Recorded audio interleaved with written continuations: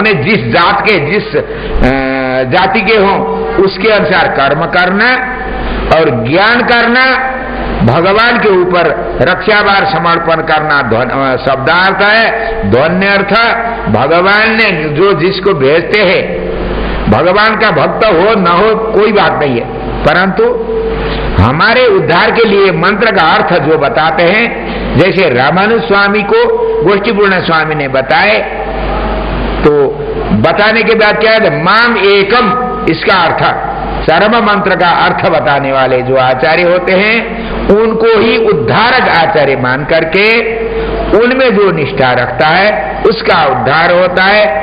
गोष्ठीपूर्ण स्वामी ने भाष्यकार को जो अर्थ बताए थे उस अर्थ को बताने के लिए ही उस गोष्ठीपूर्ण स्वामी ने परीक्षा की। वो अर्थ क्या है, आचार्य परक। ध्वन्यर्थ माने आचार्य परक, भगवान को सब कुछ मानना था, तो आचार्य की कृपा नहीं होगी तो भगवान भी नहीं स्वीकार करते हैं। सिद्धिर भवतु मां वेति संशयो अच्युत सेविनाम न संशयोस्ति तद्भक्त परिचर्या रतात्मनाम। तो चरम पर्व निष्ठा यदि नहीं होगी, पंचमोपाय निष्ठा, तो भगवान ठहरते हैं, ठहरो भाई ठहरो, अभी जाने का टाइम नहीं हुआ।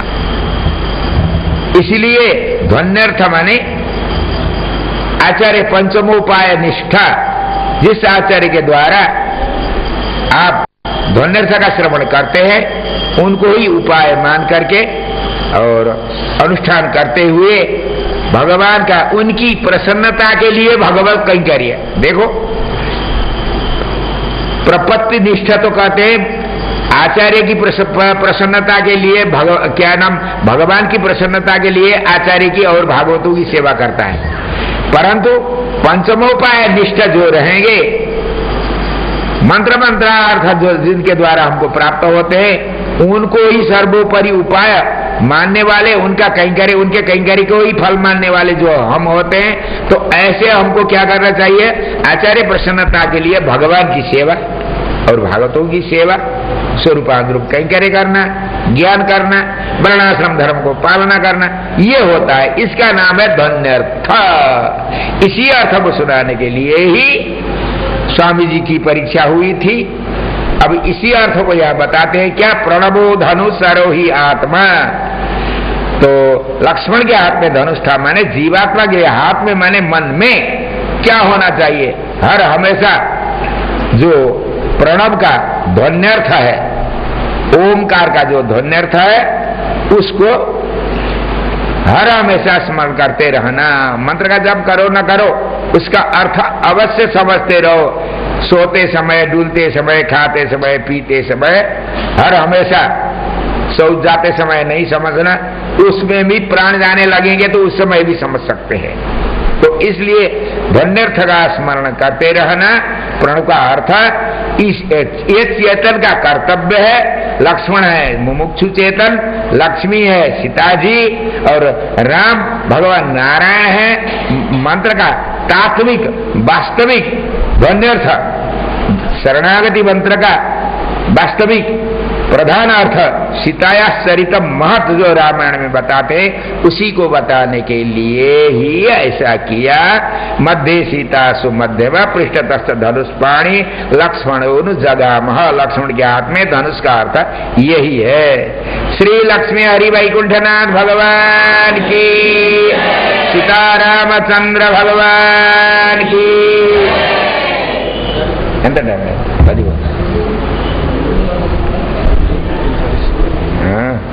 ठीक है, चलो भाई।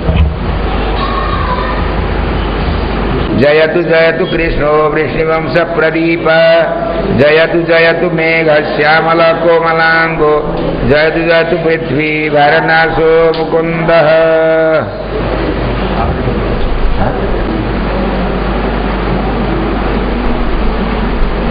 एक कौन है आरती करने वाले? बोलो भाई, पंडित हुआ यहाँ के?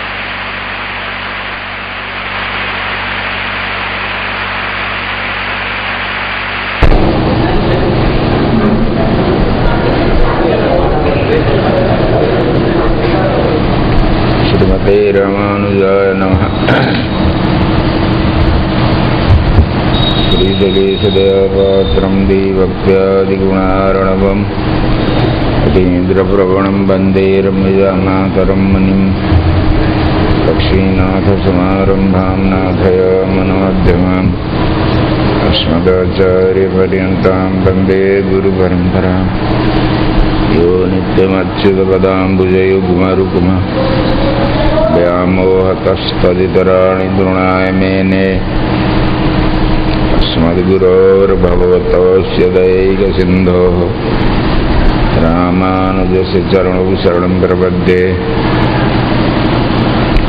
मातापिता युवतयस्तनया विभूतिः सर्वं यदेव नियमेन मदन्वयानाम् आद्यस्य नः कुलवतैर्वकुलाभिरामम् श्रीमत्तदङ्घ्रिवलं प्रणमामि मूर्धना भूतं सरस्य मादाय भट्टनाथ श्रीभक्तिसारकुलशेखरयोगिवाहन् भक्ताङ्घ्रिरेणुपरकालयतीन्द्रमिश्रान् श्रीमत्पराङ्कुशमुनिं प्रणतोऽस्मि श्रीमद्भागवतार्थमर्मविशदीकारप्रवीणं गुरुं वेदान्तद्वैबोधबोधनपरं सन्न्यायरत्नाकरम् गोपालं च सुखं नमामि सततं सन्मन्त्रमन्त्रार्थदं लक्ष्मीनाथपदारविन्दमभयं मद्रक्षकं संभजे यस्यद्विरदभगद्राद्यापारिषद्यापरः विघ्नं निगडन्ति सततं विश्वक्षेणं तमाश्रये शुक्लाम्बरधरं विष्णुं शशिवर्णं चतुर्भुजं प्रसन्नं ध्यायेत् सर्वविघ्नोपशान्तये। पितामहस्यापि पितामहाय प्रचेतसा देशफलप्रदः श्रीभाष्यकारोत्तमदेशिकाय श्रीशैलपूर्णाय नमो नमस्तात्। उल्लङ्घ्य सिन्धोः सलिलं सलीलं यः शोकवह्निं जनकात्मजायः अदाय तेनैव ददाह लङ्कां नमामि तं प्राञ्जलिरञ्जनेयम् अञ्जनेयमतिपाटलाननं काञ्चनाद्रिकमनीयविग्रहम् पारिजाततरुमूलवासिनं भावयामि पवमाननन्दनं यत्र यत्र रघुनाथकीर्तनं तत्र तत्र कृतमस्तकाञ्जलिं बाष्पवारि परिपूर्णलोचनं मारुतिं नमत राक्षसान्तकम् वैदेही सहितं सुरद्रुमतले हैमे महामण्डपे मध्ये पुष्पकमासने मणिमये वीरासने सुस्थितम् अग्रे वाचयति प्रभञ्जनसुते तत्त्वं मुनिभ्यः परं व्याख्यान्तं भरतादिभिः परिवृतं रामं भजे श्यामलं धर्मात्मा सत्यसन्धश्च रामो दाशरथिर्यदि पौरुषे चाप्रतिद्वन्द्वस्वरैनं जहि रावणीम् आपदामपहर्तारं दातारं सर्वसम्पदां लोकाभिरामं श्रीरामं भूयो भूयो नमाम्यहम्। श्री सीतारामचंद्र भगवान की।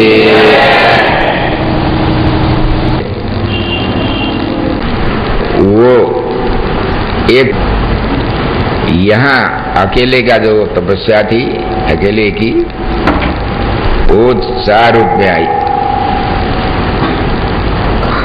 अब माता जानकी माँ सबसे दयालु होती है। वो अज्ञानी नहीं थी, भगवान भी अज्ञ नहीं थे, सर्वज्ञ दोनों थे। सर्वज्ञ होते हुए भी कहीं कहीं अज्ञ के तरह काम दिखते हैं। क्या सुवर्ण का मृग कहीं संसार में होता था? किसी ने देखा था? नहीं। परंतु जानकी को कैसे भ्रम हो गया? माता जानकी बच्चों को शिक्षा देती है अवतार लेकर। भगवान जैसे शिक्षा देते हैं वैसे ही। विषय प्रामाण्य से संसार में बंधन होता है, विषय विरक्ति से संसार से पार होते हैं, इसी को दिखाते हैं। सुवर्ण का मृग का वध करके भगवान राम ले करके पत्नी को नहीं दिए थे। सुवर्णा का मृग होता भी नहीं था, परंतु भ्रम हुआ। जानकी को भ्रम नहीं होना चाहिए, सर्वज्ञ को। आगे बताते हैं। तो भ्रम हुआ, भगवान साथ में रहते हुए भी सबसे बड़े फल भगवान है, भगवान के साथ में क्या नहीं होता है। सते पंचाशत न्याय कहते हैं। जिसके पास में 100 रुपया होते हैं, उनके पास में 50 रुपया भी होते हैं, 5 रुपया भी होते हैं, 1 रुपया भी होता है। तो 100 के नीचे नीचे के सभी होते हैं। उसी प्रकार भगवान सर्वज्ञ, सर्वशक्तिमान, सर्व ऐश्वर्य परिपूर्ण, भगवान के पास में क्या नहीं होता है। सभी वस्तु, उभय विभूति की सभी वस्तु भगवान के पास होती है। जिन्होंने भगवत प्राप्त कर लिया, भगवत प्राप्ति कर लिया, भगवान के साथ में जो साथ ही में साथ एक ही होकर के साथ में ही रहते हैं, वियोग नहीं है भगवान से, तो फिर अन्य विषय की इच्छा नहीं होनी चाहिए। माता जी को सुवर्णासन हरिण के चर्म का आसन लगा करके पाल पूजा में बैठेंगे, इसलिए उस मृग को आप ले आओ। ये कहना अनुचित सा लगता है, परंतु अनुचित नहीं है, हम लोगों को शिक्षा देती है। भगवान के तरह ही माता भी विषय की इच्छा मात्र से, विषय की चाहना मात्र से जीव को संसार में बंधन होता है। बंधन का क्रम बार बार हम बताते हैं। अविद्या, कर्म, वासना, रुचि, प्रकृति संबंध और अहंकार ममकार, देहात्म भ्रम, अहंकार ममकार, विषय प्रावण्य, ये परिवार है। ये संसार में फंसाने के लिए ये सब साधन है। संसार के दुख रूपी कीचड़ में झोंकने के लिए ये सब साधन है। अविद्या, पहले अज्ञान होता है, अविद्या कर्म, उसके बाद कर्म, अज्ञान से कर्म करते हैं, और उसके बाद अविद्या कर्म वासना, वासना होती है। वासना किसको कहते हैं? बच्चा पैदा होते ही खाने के लिए तत्पर होकर के आहार ढूंढता है। देखिए, मनुष्य की बात छोड़ दीजिए, आप पशु भी, गांव के पशु छोड़ दीजिए, जंगल के जो पशु होते हैं, पशु के बच्चे जो होते हैं, वो पैदा होते ही माँ का दूध पी लेता है। माँ पकड़ करके थन में मुख भी नहीं लगाती है, जैसे आदमी को लगाते हैं वैसे नहीं लगाते हैं। वो बच्चा अपने आप यही मेरा आहारा है समझ करके थन में मुख लगा करके पीता है। ये वासना, पूर्व जन्म की जो वासना होती है, वासना किसको कहते हैं? जैसे एक चांदी की कटोरी है, बिल्कुल साफ करके रखी हुई कटोरी है, उसमें पानी भर के रख दो, ऊपर से ढक्कन लगाओ, कुछ दिन 10-15 दिन या हफ्ते दिन उसमें पानी रखो, तो फिर ढक्कन हटा करके पानी फेंक दो। कटोरी में क्या लगता है? कटोरी में कस, उसका मैल लगता है, काला पड़ता है। जहां तक पानी रखे हो आप, वो जहां तक पानी था वहां तक काला होता है। काला किसी ने नहीं रखा, पानी भी सफेद, कटोरी भी सफेद, परंतु वो पानी वहां रखने पर क्या होता है? कालापन आ जाता है। जिस प्रकार वैसे ही ये चेतन जीवात्मा को प्रकृति के शरीर में रखते हैं, तो प्रकृति के शरीर में रहने पर इसमें प्रकृति की वासना आ जाती है। तो अविद्या कर्म वासना, ये वासना है। उसमें उस वासना संस्कार से प्रकृति वासना रुचि, रुचि होती है, उस वासना के अनुसार रुचि होती है। रुचि जाकर के बस जहाँ उसका आहार है उसी में, उसी के अनुरूप शरीर में रख करके वहां आहार को ढूंढ आती है, तो आहार खोज करके खाता है। प्रकृति संबंध, उसके बाद क्या होता है? रुचि के अनुसार, जिसमें पूर्व जन्म में मरते समय जिसका याद हम करते हैं, जिसका स्मरण करते हैं, उस रुचि के अनुसार जाकर के उसी में पैदा होते हैं हम। रुचि प्रकृति संबंध, प्रकृति के शरीर में संबंध होता है। प्रकृति के शरीर में संबंध होने के बाद क्या होता है? देहात्म भ्रम होता है। प्रकृति के शरीर को ही मैं मानने लगते हैं सभी जीव। जिस जाति में पैदा होते हैं उसी जाति का मैं हूं कहता है। वो आत्मा है, शरीर नहीं है, परंतु अपने को शरीर मानता है, शरीर ही मानता है, भ्रम होता है। तो उसमें अहम और ममता दो आते हैं। उसके बाद विषय प्रावण्य हो जाता है। विषय प्रावण्य का अर्थ है विषय में अत्यंत आसक्ति। संसार के जो विषय हैं उनमें अत्यंत आसक्ति हो जाती है। तो ये क्रम है संसार में, संसार के चक्र में फंसने का क्रम ये है। जीवात्मा को इसी प्रकार संसार होता है, दुख होता है, माता दिखाती है। खाली हरिण की इच्छा मात्र की थी, भगवान साथ में थे, 57 न्याय से सब कुछ देने वाले, किसी वस्तु की कमी नहीं थी, परंतु आपको विषय की इच्छा होते ही भगवान अलग हो गए। भगवान लेने के लिए, उसको मृगा को लेने के लिए भगवान यहां से गए। कुछ दूर में जाने के बाद मृगा ने और ऐसा शब्द किया भगवान राम का, आपत्ति आ गई राम को, समझ करके जानकी ने लक्ष्मण को भी भेजने के लिए पहले तो मीठी बात कही, परंतु माने नहीं। भगवान की आज्ञा थी, छोड़ना नहीं, आपत्ति आ जाएगी मां को, तो यहीं बैठे रहना, रक्षा करना, भगवान की आज्ञा थी। परंतु माता के मुख से अब कटु वचन निकल गए अंतिम में।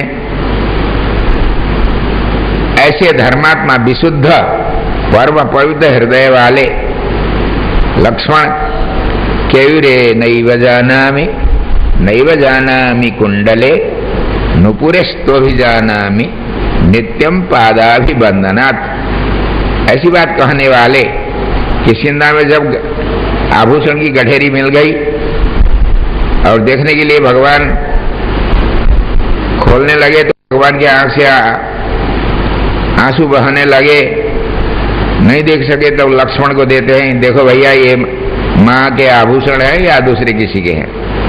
तो लक्ष्मण जी कहते हैं मैं नीचे की पैर का आभूषण होंगे तो पैर के तो मैं पहचानता हूं, ऊपर के मुखार बिंद के, कान के और सिर के, गले के नहीं पहचानता हूं। क्यों? ऊपर नहीं ताकता था, खाली चरण में साष्टांग करते समय ही मैं दिखता था। ऐसे भावना वाले लक्ष्मण को भैया गुजर जाते तो